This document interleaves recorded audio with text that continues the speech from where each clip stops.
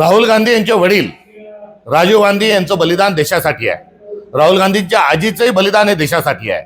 आणि कुठल्याही भ्याड धमकीला राहुल गांधी आणि काँग्रेस घाबरणार नाही. स्वातंत्र्याचा इतिहास काँग्रेस पक्षाला आहे, राहुल गांधीला आहे, ते आमचे नेते आहेत. कोणी जर भ्याड स्वरूपाच्या जर धमक्या देत असतील तर त्यांना राहुल गांधी सोडा, आमचा काँग्रेसचा सामान्य कार्यकर्ताही हा पुरून उरेल. त्यामुळे अशा धमक्या राहुल गांधींना आणि काँग्रेस पक्षाला देऊ नये.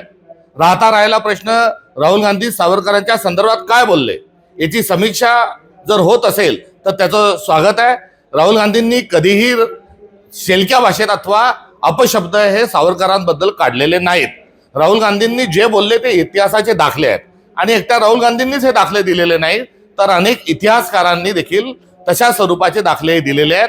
नव्हे तर अनेक पुस्तकं देखील अलीकडच्या काळात हे प्रकाशित झालेले आहेत. एवढंच कशाला, आपल्याला एवढ्याच जर धमक्या द्यायच्या आहेत आणि जर चर्चा आणि समीक्षा करायची आहे तर अरुण शौरी हे वाजपेयींच्या मंत्रिमंडळामध्ये मंत्री होते. अरुण शौरी हे भाजपचे खासदार होते आणि अरुण शौरींनीच मोठं लट एक पुस्तक आता सध्या सावरकरांच्या बद्दल लिहिलेलं आहे आणि त्या पुस्तकामध्ये त्यांनी सर्व पुरावे जोडलेले आहेत. आणि जे राहुल गांधी म्हटले तेच अरुण शौरी यांनी देखील तशा स्वरूपाचे आरोप नव्हे तर तशा स्वरूपाचा इतिहास हा जगापुढे मांडलेला आहे. त्यामुळे त्याची समीक्षा ही व्हावी.